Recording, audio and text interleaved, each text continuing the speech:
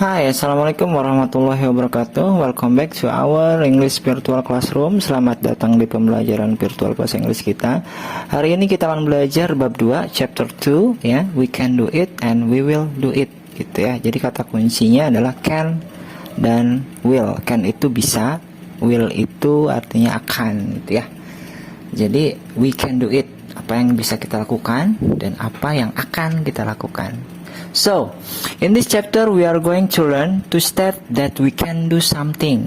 Jadi, pelajaran ini kita akan mempelajari bagaimana sih cara menyatakan bahwa kita bisa melakukan sesuatu gitu ya. Apa yang bisa kita lakukan gitu. Bagaimana cara mengucapkannya, seperti itu.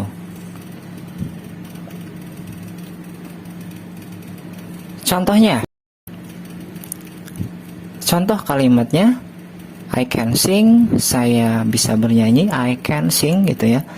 Kemudian I can work, saya bisa bekerja, I can work. Dan I can study, saya bisa belajar. Nah, seperti itu ya. Dari contoh tadi kita dapat menyimpulkan bahwa struktur teks kalimat yang harus kita gunakan adalah struktur teksnya subjek itu I tadi ya, I, subjek, ditambah can, dapat atau bisa gitu ya, ditambah verb, kata kerja bentuk pertama. Jadi subjek plus can plus verb pertama. Oke? Subjek itu pelaku gitu. Verb itu kata kerja bentuk pertama. Tapi itu hanya untuk kalimat positif. That only for positive form gitu ya. Hanya untuk kalimat positif. Bagaimana kalau negatif? Yaitu tidak bisa. Misalkan saya tidak bisa gitu ya. Kalau tadi kan saya bisa, I can gitu. Sekarang saya tidak bisa. Nah ini. For negative form we can use, untuk kalimat negatif kita bisa gunakan rumus ini. Subject plus can plus not plus verb 1. Jadi subjek ditambah can ditambah not dan verb 1. Contoh, I can not sing, saya tidak bisa bernyanyi. I cannot work, saya tidak bisa bekerja. I cannot study, saya tidak bisa belajar. Nah, seperti itu ya contohnya.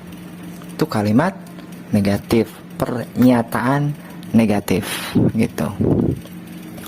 Nah, sekarang bagaimana kalau kalimat tanya? Nah, ini. For interrogative form, we can use, untuk bentuk pertanyaan, kita dapat gunakan bentuk formnya atau strukturnya seperti ini. Diawali dengan can, ditambah dengan subjek, ditambah dengan verb 1. Jadi can dulu di awal, tambah subjek, tambah kata kerja. Ya, contohnya seperti itu. Can you swim? Bisakah kamu berenang? Gitu kan ya. Nah itu. Can you swim? Bisakah kamu berenang? Yang kedua, can they work well? Bisakah mereka bekerja dengan baik? Gitu ya. Yang ketiga, can he learn English? Bisakah dia belajar bahasa Inggris? Seperti itu. Jadi can-nya di awal, ditambah subjek, ditambah kata kerja pertama dan tanda tanya. Seperti itu. Materi kali ini cukup sekian. Sekarang tugas yang pertama adalah tugas 1. Ada 3 soal. Yang pertama, write down 3 things that you can do. Tuliskan 3 hal yang bisa kamu lakukan. Kayak tadi, I can apa gitu ya. 3 saja kalimat. Oke, yang kedua, write down 3 things that you cannot do. Tuliskan 3 hal yang tidak bisa kamu kerjakan. Yang negatif berarti tadi, I cannot, saya tidak bisa apa, saya tidak bisa apa. 3 saja. Kemudian soal yang ketiga, write down 3 questions about things that your parents can do. Tuliskan pertanyaan tentang hal yang orang tua kamu bisa lakukan. Contohnya, Mom, can you cook? Bisakah kamu memasak gitu ya? Mah, bisa nggak kamu masak? Mama masak gitu. Seperti itu. 3 saja, 3 pertanyaan. Oke? After you write down this task, setelah kamu menuliskan tugas ini di buku catatan, gitu ya, kamu harus mengirimkannya ke guru melalui voice note. Jadi, say those sentences on voice note via WhatsApp and send to your teacher.